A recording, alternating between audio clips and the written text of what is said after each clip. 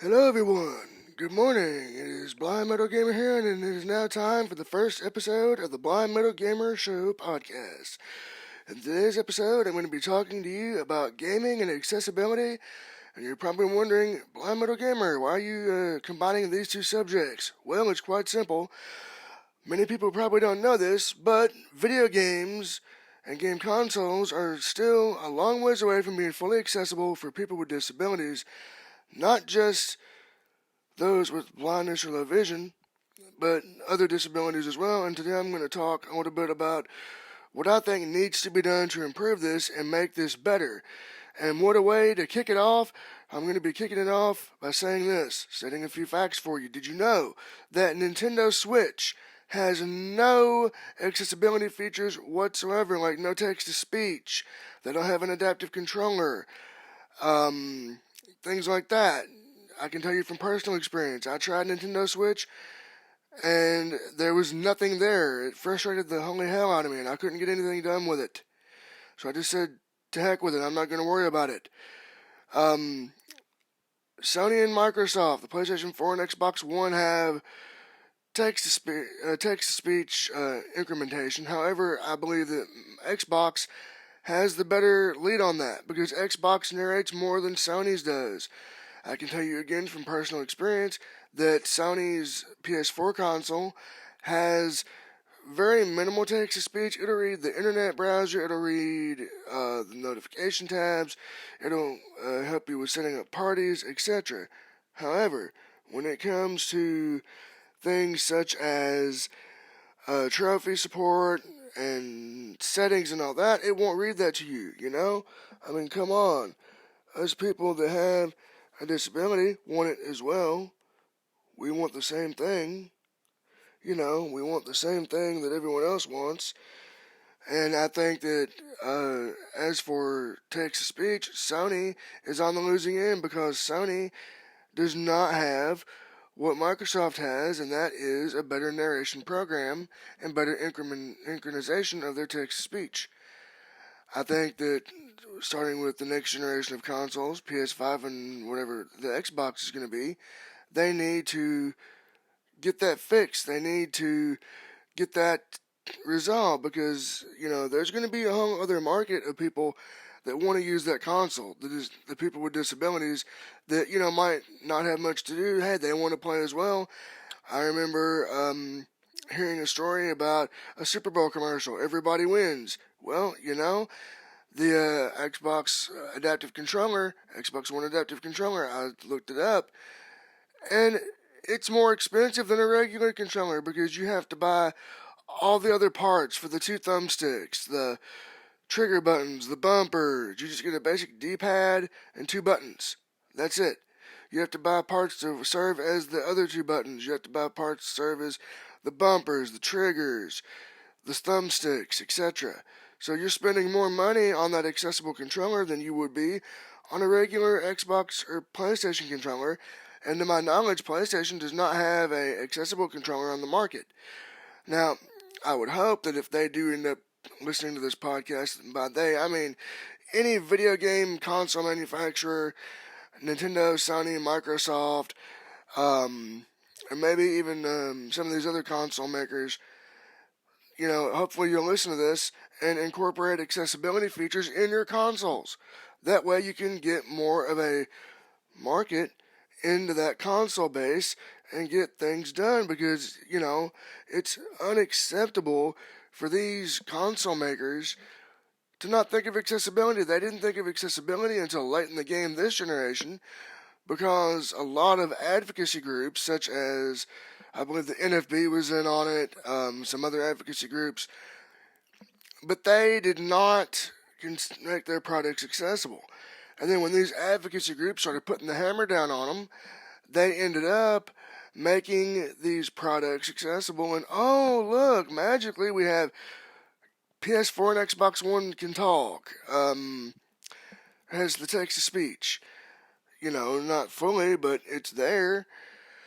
And I think that in the next generation that Sony and Microsoft should expand upon it. I think that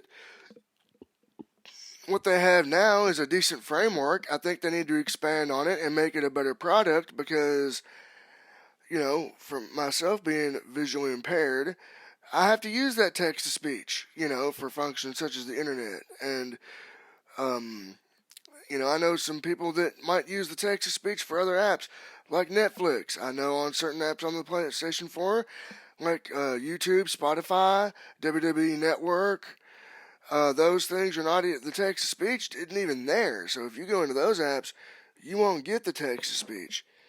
Now, I mean, I get that they have to, incorporate it into each individual app, but come on. I mean, something can be done.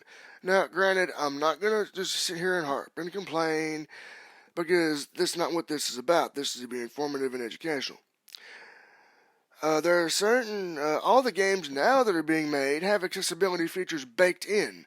Like, okay, Mortal Kombat 11, for example, has an audio reader that will read the menu out loud to you. So, like, when you're in the startup menu, it'll say conquer, fight. And then when you open up a menu tab, it'll say, for fight, it'll say local, tournament, online, AI battle. It'll tell you where you're at in that submenu. So that's a good thing. That's a very good start, and I applaud NetherRealm Studios for that, and I applaud a lot of the game companies for doing that. I think it's great. I'm glad that they're actually considering people with disabilities who might want to play these games. Because, if the person doesn't have work or things like that, they're going to need something to do during the day other than just be bored. And I think that making these games accessible is what needs to be done. I think Nintendo, they're the slackers in this situation. They're the ones that if somebody from Nintendo is listening to this, get off your butt and get this done, because your console could be a better selling console if you had accessibility features like text to speech. Now, granted, I do not own a Nintendo Switch, so that could very well be the case. They could have these features built in via firmware updates, and I don't know about it or be aware of it because I don't own that particular product. Personally, I own a PS4, and I can tell you from experience that their text to speech, I would give it a good rating, not a great rating. It needs to be improved significantly. Like I was iterating before, the trophy support is not there. Unless you open up your game, turn on your game, open it up, go into the quick menu, then go into trophies, then it'll be accessible with text to speech. But if you don't want to go through all that, we want to know what they are too. And by we, I say people who are visually impaired or blind, want to know. So come on, Sonny, incorporate that feature. Make it where the settings incorporate text to speech. Make it where a lot of these apps will incorporate text to speech. The games are incorporating it in their own way, which is great because a lot of people that have disabilities are wanting to play as well.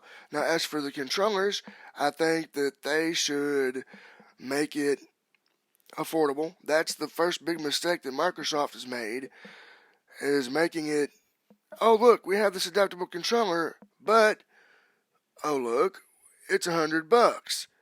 So, what do you want more? Do you want accessibility, or do you want to gain a profit off of accessibility? If it were me in that position and I were at Microsoft and I had any stroke in the situation, I'd say, hey, there are people with disabilities that want to play as well, and we are wanting to experience it too. So, make an accessible, affordable controller that's accessible right out of the box. No accessories needed. None of that. Take a regular Xbox One controller or a regular PlayStation controller, modify it to be accessible, and then make it where, like, if you need, say, braille labels for the buttons or tactile labels for the buttons, give us that option. Maybe, the box might be a bit bigger and it may be a bit pricier, but you wouldn't have to buy extra added buttons for, like, thumbsticks and extra buttons for all the buttons to work, etc. It would be your basic controller, just a basic game controller, but in the box you would have a variety of accessibility options with which to make it accessible for you. So, for instance, let's say I'll use PlayStation and Xbox. Let's say they come out with this new idea of an accessible controller that is, fully customizable with accessible features like uh, tactile buttons, um, grips for your hands, stuff like that. You would get your basic controller with nothing in the box, but in that same box, you would get the tools and equipment needed to make the controller accessible to your needs. So, for example, let's say the gamer was visually impaired or totally blind, and he or she needed a controller that had tactile buttons or braille buttons. You would have the labels in there needed to do that. Or if, let's say, you needed grips for your hands. I'm not talking about these little cheap game grips that, will fall off your hands. I'm talking these would be the really good grips. You could just stick them on there and they would be ready to go. Right out of the box. You would hook it up the same, you would use it the same, but you would have your accessibility taken care of. Granted, yeah, it might be a little bit pricier, but you wouldn't have to buy all these accessories and all these little knickknacks for the controller to work like you do with the Xbox adaptable controller. I remember a while back listening to a YouTube channel, I believe it was Game Ranks, and it was Jake Balladino who was saying that Microsoft had patented a controller where everything would be mapped out in Braille. Now that would be cool, but what are they not telling us about it? If they were to put this into practice, it would probably be very expensive because it would need to map it out somehow. It would need to map out all that stuff in some way, shape, or form. And I think that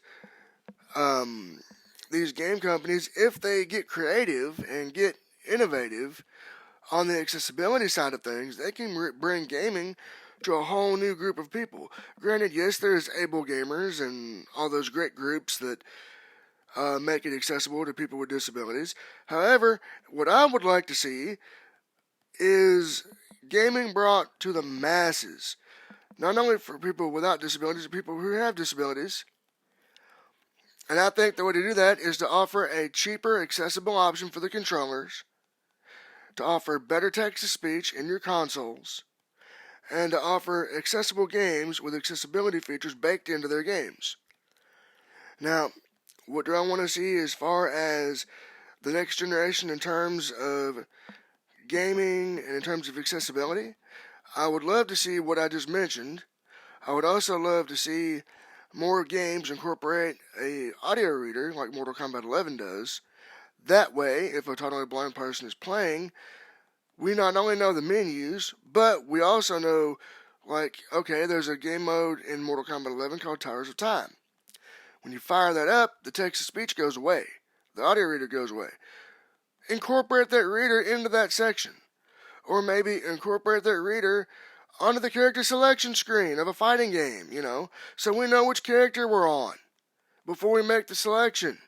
Now you can still say Scorpion or whatever, but have another voice read the name so we know who we're on before we select them.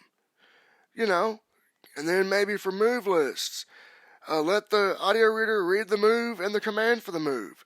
That might, it would help with accessibility in a lot of fighting games.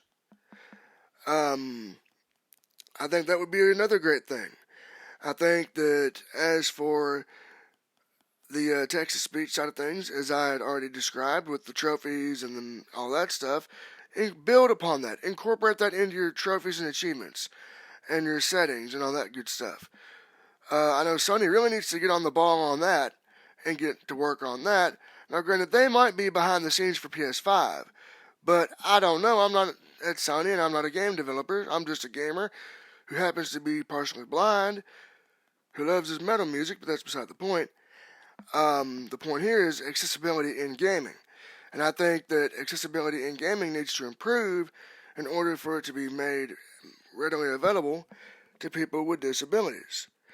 Now, In closing today, I would like to say that if anything can be taken from today's podcast, it's this. They need to really get to work and really hunker down on the accessibility side. They need to get to work on making gaming more accessible for people with disabilities, and they need to make this done as soon as possible because there are people out there that want to play these great games and great experiences. You know, you hear about it on TV. Oh, you got Mortal Kombat 11, or oh, you got Red Dead Redemption, or Grand Theft Auto, or whatever. You know, they want to play too, and if it's not accessible to them, it's not going to be doable for them. So I think that if there are any game developers or console manufacturers that are listening to this podcast as we speak, if anyone from Sony, Microsoft, or Nintendo, or any game developer is listening to this as we speak, I urge you to get this done. Make these games accessible for people with disabilities. That way people with disabilities can play these games and enjoy these experiences and use these consoles and enjoy them for what they're intended for. This is Blind Metal Gamer saying, so long everyone, and peace out.